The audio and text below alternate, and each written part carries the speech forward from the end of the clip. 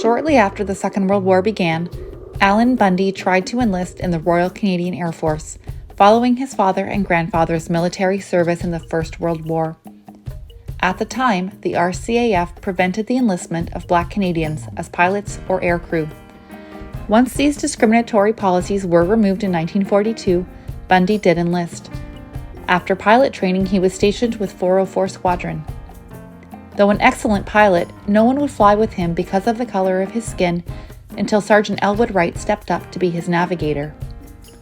Bundy and Wright would go on to fly 42 successful operations, defending the coastline against German U-boats. At a time of widespread racial prejudice, Flying Officer Allan Bundy challenged the barriers facing him to become the first Black Canadian to fly a combat mission in the RCAF.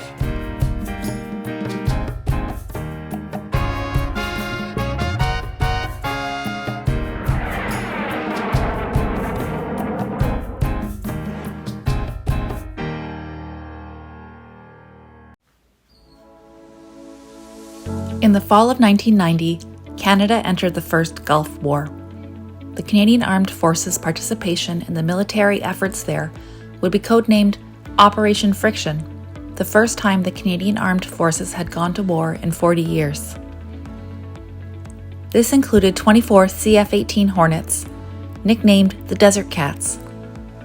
The Desert Cats flew combat air patrol missions over the Persian Gulf 12 to 24 hours a day with the assistance of refueling aircraft, and later, sweep and escort missions and aerial bombardment. With the hard-working ground crews keeping the jets ready to fly, the Desert Cats showcased the high standards of the RCAF and completed their missions with no accidents or fatalities.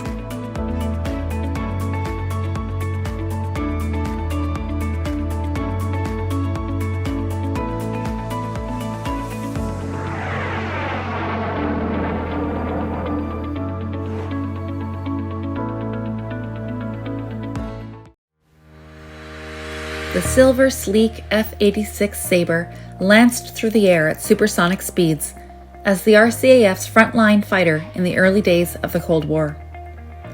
When the RCAF commissioned the plane, Canadair rebuilt the Sabre under license.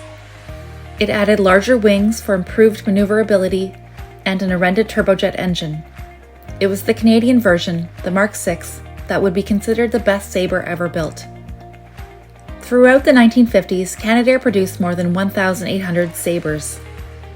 Most of these were used by the squadrons of 1 Canadian Air Division in Europe. Europe was in awe of the Sabre, not only because of the design, but also because of how well the Canadian pilots flew them.